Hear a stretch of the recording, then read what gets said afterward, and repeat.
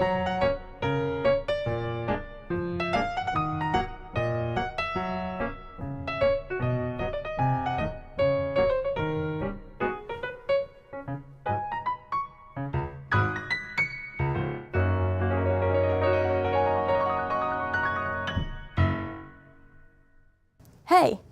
welcome to a Once Upon a Political Time prologue. I'm Carly Riley. In this video, we are going deeper into the story of the NSA and of NSA whistleblower Thomas Drake, and I will be sharing some much longer excerpts from my conversation with Drake.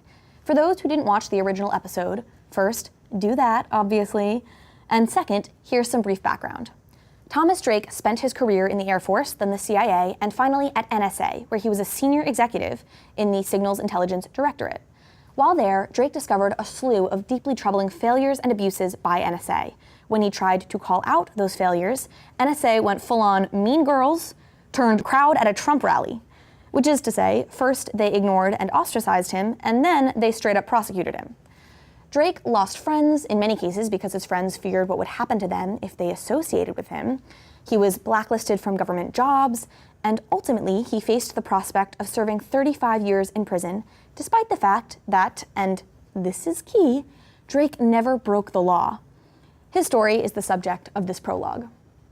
Once upon a political time, there was a group of engineers working at NSA. It was the 1990s, and the engineers were developing a program that could sort through and respond to the sorts of communications that were emerging in the burgeoning world of the internet. That is to say, the engineers were developing something that could look through global electronic communications and find indications of potential threats against the United States. For years, NSA had been falling behind technologically. NSA's heyday had been during the Cold War, as the organization was well equipped to handle a large analog-era target like the Soviet Union. But the kinds of threats emerging in this new era, the era of the internet, the era of globalization, were not large, cumbersome, Soviet-like threats. They were wilier, subtler, and they were, increasingly, online.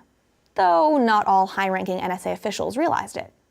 I remember early on, people would tell me, at the senior levels, Tom, you don't understand, there's no secrets worth knowing on the internet, which came back to haunt NSA. No secrets worth knowing on the internet. Maybe they're right. I haven't heard a good secret on the internet since I found out Victoria's. It's Photoshop. Did you know most women don't come by D-cup breasts on a 90-degree waist naturally? Really wishing I hadn't spent so many nights sobbing Adriana Lima's name into a bowl of steamed kale. Anyway, yeah, some folks at NSA were apparently a little late on the internet train. Fortunately, others weren't, and that aforementioned group of engineers at NSA finally hit on a solution to the internet era problem facing NSA, a program they called ThinThread. ThinThread was a prototype system that did just what they wanted, sorted the global electronic landscape for potential threats, and brought back to NSA anything it considered suspicious. Importantly, however, ThinThread included provisions to protect Americans' privacy.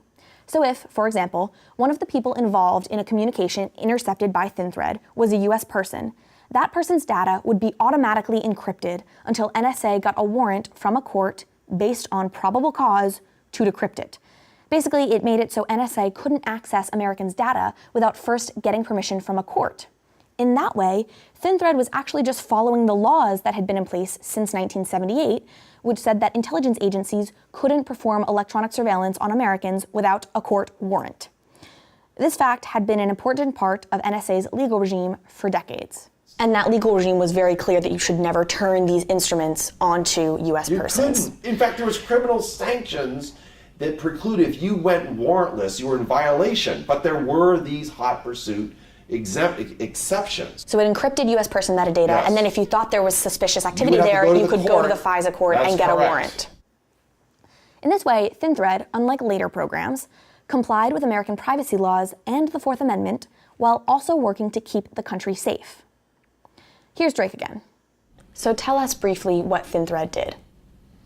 Well, ThinThread was designed to sift through massive amounts of data, not violate the rights of anybody. It was targeted surveillance. You didn't bring everything back. It wasn't the haystack principle. What you didn't care about, you just left out there. Why would you disturb it? You only brought back what mattered.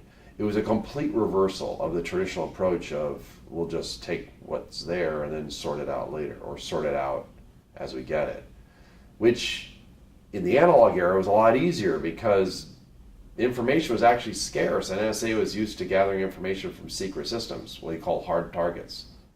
Well, some of them called them hard targets. The rest just called them frickin' communists. Those were the Bostonian NSA people. They spoke like that. But this is an important point. NSA, historically, collected any and all data they could because data was scarce. But thanks to the internet and other advances in technology, data is now abundant. So, Drake says, it no longer makes sense to collect everything. By collecting everything, in fact, you create a huge haystack of data that makes it harder to find the real threats, and so you actually make us less safe. And yet, as we'll soon see, that's exactly what we are now doing. The take-only-what-you-need approach is in part what Drake was taken by when he first encountered ThinThread and the team that designed it in the weeks after 9/11.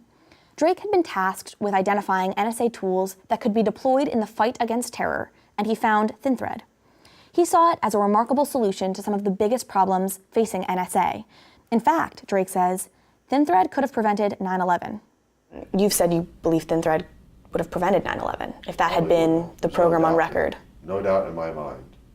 Well, it was literally canceled programmatically in August of 2001 because it was considered to be a direct threat to the corporate solution, which is called Trailblazer, which was a many billion-dollar program. Trailblazer, the most ironically named project since Titanic was dubbed the unsinkable ship. Trailblazer was not blazing any trails. Trailblazer was another project launched by NSA in the 1990s to tackle some of the same sorts of problems that ThinThread sought to solve. Unlike ThinThread, however, Trailblazer was a colossal failure, both technologically and financially. Though NSA had wasted billions of dollars on the program, it had yielded almost nothing by way of practical solutions. Also, unlike ThinThread, Trailblazer wasn't designed within NSA, but rather by outside private sector contractors working for NSA. It was a solution NSA chose to buy instead of to make, leading to some unfortunate consequences. And Hayden himself, we're going to buy this solution. We're not going to make it, we're going to buy it. Who's he buying it from? The military-industrial complex. As if they're going to solve this. They're not incentivized to solve it. They're incentivized to keep the program going so the money keeps flowing. So they chose, I know you're essentially saying this, but they chose programs like Trailblazer and ultimately Stellar Wind, which I understand is very different from ThinThread, but over programs like ThinThread because of the industrial military complex. Yes, and because of the cooperating agreements they had with companies. Trailblazer itself was fraudulently awarded to SEIC. This is all in this corrupt revolving door, which in some ways is not even a revolving door anymore. You just walk from one side of the complex to the other. Okay, so there are a couple things to unpack there, but here's the key takeaway. NSA, according to Drake, has a history of prioritizing corporate interests over that of national security. Also, apparently, I think the military-industrial complex is called the industrial-military complex. Did anyone catch that I mixed that up? Is that embarrassing? Like saying, I'm on the Twitter, or thinking Niall is the best member of One Direction. His name is Niall, for Christ's sake. Get a hold of yourself. Anyhow, it is perhaps important to acknowledge that former NSA Director Michael Hayden has addressed Drake's accusations about ThinThread and Trailblazer in his book, Playing to the Edge. Unsurprisingly, Hayden asserts that though yes, Trailblazer was an experiment of sorts that did not go as well as NSA might have hoped, it was not being driven by corporate interest. Moreover, he says, a trial of ThinThread was tried in 2000 and it was found to be wanting. In this way, it's not as if Trailblazer, a terrible program, was chosen over ThinThread, some great program, he says. I brought this up to Drake. Here's what Drake had to say about it. So Michael Hayden has said that they tried piloting or deploying a pilot version of ThinThread. It was piloted to great success. And he's said something of the opposite. I think he said it was deployed in against foreign satellite data in Yakima. Would that make sense? Well, Yakima is one of NSA's stations. Satellite sites. A research station. And he said it was deployed that had a particular mission, right? And that it was deployed against data there. And it's not the only site where it was test piloted or piloted for the purposes of determining its value. Interesting. So he cited that in his book as sort of being, I think in either 1999 or 2000, where where it was deployed and that it didn't perform better than a human would have, he said, and that from that he concluded it wasn't scalable and that it... The scalability thing is a red herring. It's the thing that was always cited as a reason why we can't. He couldn't argue with the technology solution, could not, which was an end-to-end solution. And so the scalability problem is it was actually the opposite. That it was designed. I ended up becoming the executive program manager for ThinThread in November of 2001, when the core of that team, the government team, ended up resigning in disgust, given what they were facing and what was actually happening post 9/11, where even more money is being poured into NSA, as if more money was going to be the answer to solve the core problem that NSA still face, even more so post 9/11 than it did pre 9/11, especially in light of the failure of 9/11. And what is that problem? The problem is indications and warning in the face of massive amounts of data. And the answer... Finding those indications and warnings. Finding the needles, but not stacking them, putting them all inside a bunch of haystacks or one single haystack. Because then you treat every straw as a needle, which means how do you find the needle? You actually end up knowing more and more about less and less. Ah, yes. The NSA and the American media helping you know more and more about less and less. Why do we still cover Donald Trump's tweets? That is literally the one thing about this administration that I can personally sleuth out from my home computer. Why has CNN dedicated 5 straight hours to coverage of this? Unless he tweets about military policy again, that's actually something that I would like covered by experts. Unless he does that, I don't care. If he says somebody else has a facelift, I don't care. But that's not the point. That last clip contained an important fact. The group of engineers that designed ThinThread resigned from NSA in 2001 out of frustration and disgust at the policies and attitudes in place at NSA. A troubling interaction Drake had with his immediate supervisor at NSA after 9/11 sheds some light on these attitudes, including their continued emphasis on profit. You said that many millionaires and multimillionaires were made at NSA in the wake of 9/11. What role do you think profit chasing or lining your own pockets played in the way NSA developed after 9/11? So after 9/11, I remember going around the campus with the person I reported to was the number 3 person at NSA. It was also my hiring manager, Maureen Baginski. She was the Signals Intelligence Director of the Signals Intelligence Directorate. And when asked, because we knew we'd failed the nation. We didn't keep people out of harm's way. That was our fundamental responsibility. Keep people out of harm's way. We didn't do that. People really felt it. Right? This is something that's not often discussed. Except at the higher levels, they were in denial. So when asked, we failed the nation. Oh, no. 9/11 was a gift to NSA. We're going to get all the money we want and then some. Wow. You could have, people's jaws were dropping. Many, many billions of dollars were pumped into NSA and rest of the government in terms of national security and defense as a result of the failure to protect the nation. Do you think they were under-resourced prior to 9/11? No, actually not. That's been one of the excuses they made. So that's horrifying if you take Drake's word that the most senior officials at NSA saw 9/11 as an opportunity to get a lot of money they didn't actually need. And NSA did get all the money they could have wanted and then some.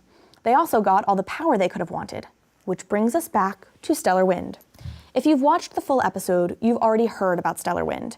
If you haven't, here's a primer.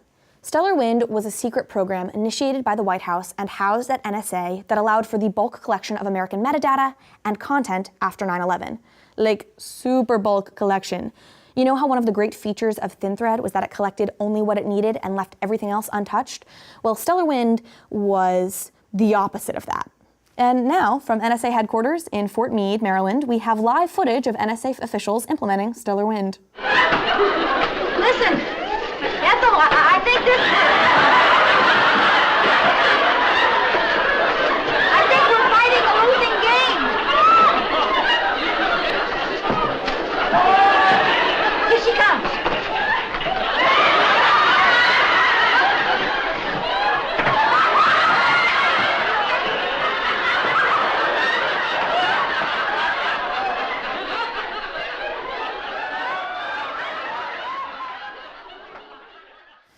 Yeah, if electronic global communications were chocolate, NSA would be Lucille Ball without all the self-awareness about fighting a losing game. On top of that, this mass collection of data was illegal, violating the Patriot Act, the Foreign Intelligence Surveillance Act, and the Fourth Amendment. I talk about this at length in the original government surveillance episode, so check that out for more. But I will say this.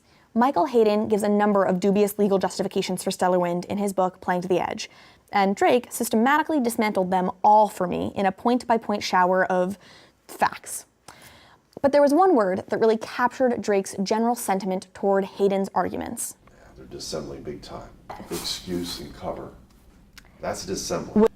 That's dissembling. This is where the law was actually flexible enough to allow for going after a real threat. I'm the first to acknowledge there's real threats. I'm the first to acknowledge there is a need to provide for the common defense.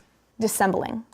Basically, Drake says Hayden is hiding the true motives behind the implementation of Stellar Wind. And what was the motive? The following clip picks up where the last one ended. So why do you think he has to protect and cover up the fact they were an abject violation of the Constitution? And why were they doing that? Why did they implement Stellar Wind? Do you see it as a profit motive? Do you see it as... It's Article 2 powers. As just a power grasp? We have the power. They never declared war, but we have the power. It's the president's power. The president is Article 2 power. He's commander-in-chief. So did they want this power for the sake of power? Yes. Oof, that is not what you like to hear. In this way, the overall picture Drake paints is a troubling one. Let's summarize it. In the lead up to 9/11, NSA poured billions of dollars into the program Trailblazer because it lined the pockets of contractors who had been NSA insiders. Corruption. NSA then prioritized the use of Trailblazer over ThinThread because of those same corporate interests, even though Trailblazer was a colossal failure and ThinThread wasn't. In this way, though NSA could have prevented 9/11, they didn't. And yet, instead of grappling with this massive, tragic failure and learning from it, in the wake of 9/11, executives at NSA lived in denial about their failures and claimed that the problem had been that NSA was underfunded and that their capabilities were too restricted.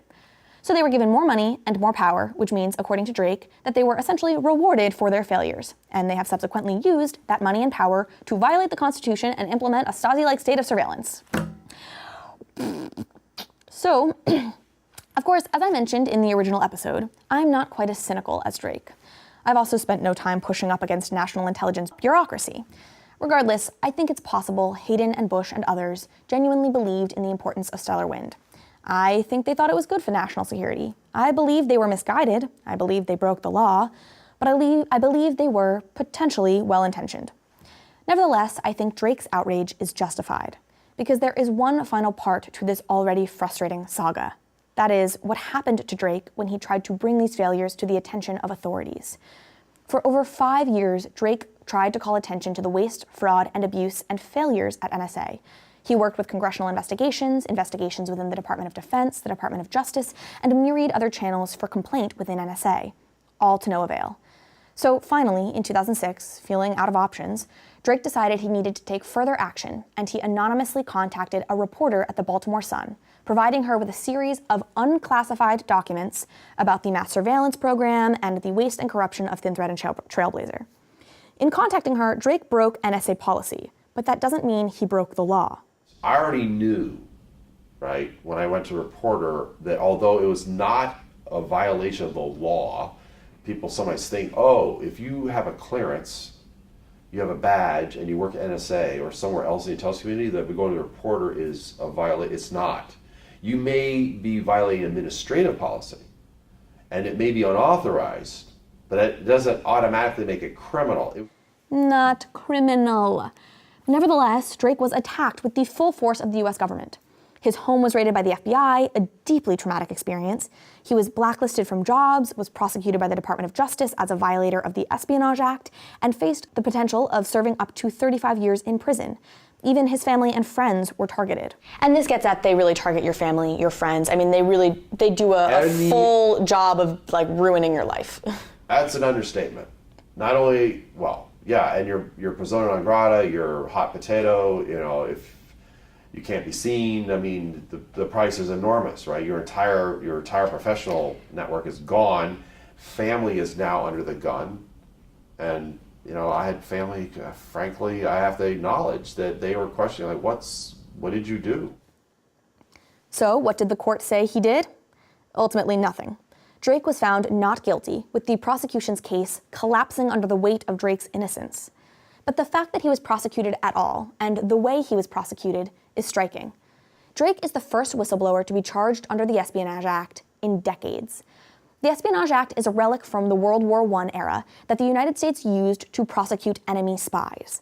But the Espionage Act is something that, like the Alien and Sedition Acts, which I just so happened to talk about in my last episode about free speech, could be used as a tool to suppress dissident voices, to suppress ideas that the government didn't like. Listen to Drake talk about that here. If you look at the Alien Sedition, which basically got turned over, but what remained was espionage. Now that's the go-to one. So the Espionage Act is what remains of the Alien and Sedition Acts? It remains of the combination of what was the Espionage Act and Alien Sedition Acts from that period. If you go back and actually look at who ended up, you had presidential candidates end up in prison. Eugene Debs. Yes, because of what? Exercising the First Amendment and saying, we don't need to enter World War I. It's going to be a disaster. What do you mean we're going to, save the world for democracy? Oh. So you sort of see your conviction, or your not conviction, of course, but your prosecution as sort of being a continuation of that. Yes, but coming back in full force and with the technology of today. This I find particularly interesting because I had argued in my first episode of this show, the one on free speech, that we shouldn't get too worried about the First Amendment today because we've come so far from where we were a century ago when the government used laws like the Alien and Sedition Acts to silence ideas they didn't like.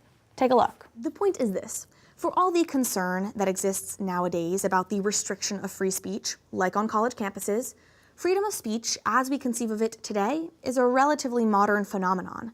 American history is littered with people who were fined, imprisoned, detained, etc., under government orders like the Alien and Sedition Acts for speaking their mind in a way that the government found subversive or insubordinate. People like Matthew Lyon. Poor Vermont Congressman Matthew Lyon. But of course, that was before I'd heard Drake's story, before I realized we were still exploiting laws to prosecute the innocent, though on a much lesser scale than in the early 1900s. Before I learned that prosecuting whistleblowers using the Espionage Act implicates reporters as well. Here's Drake. I want to get to the journalist question. Sure. So in talking about the First Amendment and the way in which that's been under attack by some of these prosecutions, can you speak to, has it been harder for journalists to work with whistleblowers? Yes. And are there cases of journalists really being prosecuted by the government for their work with whistleblowers? Are you concerned that could happen? Yes. Just on Radak, my whistleblower attorney from early on, she got what was at stake. She got that what was also under attack in an unprecedented way was the press. That the press was now on notice, that we're on to and onto your sources. I've had reporters and journalists who've acknowledged that it's become much more difficult for sources, even anonymous, right? Or even well-known sources, deep background sources. The reluctance, increasing reluctance to provide any kind of information. Now, there's no reason to panic yet, right? Drake himself acknowledged that prosecuting journalists has yet to become a reality. But in his own case, the prosecution threatened to bring the Baltimore Sun reporter, whom Drake had contacted, into the courtroom to testify against him. The danger there is that if the journalist refused to comply by refusing to reveal her source, she could be imprisoned for obstruction of justice. Of course, if she did reveal her source, it's unlikely future sources would work with her. Either way, it's a tactic to intimidate and silence journalists. It's what you call being stuck between Barack and a hard place, because that took place during the Obama administration. Anyhow, Drake's story gives new context to the whole NSA mass surveillance saga. It's an important reminder that NSA is an organization made up of human beings with all the same, if not more, shortcomings, ulterior motives, and greedy intentions of any other human organization. And that even if certain policies are started with good intentions, the negative consequences can be far-reaching. In this case, spanning from the invasion of American privacy, which is ripe for abuse, to the suppression of free speech and dissident ideas. Drake has also given me a newfound respect for the always controversial whistleblowers, and I've come to see them as an important and final check on our flawed government. So that's that. I, of course, want to thank Thomas Drake again for taking the time to talk to me, and to everyone who watched this. I hope you enjoyed.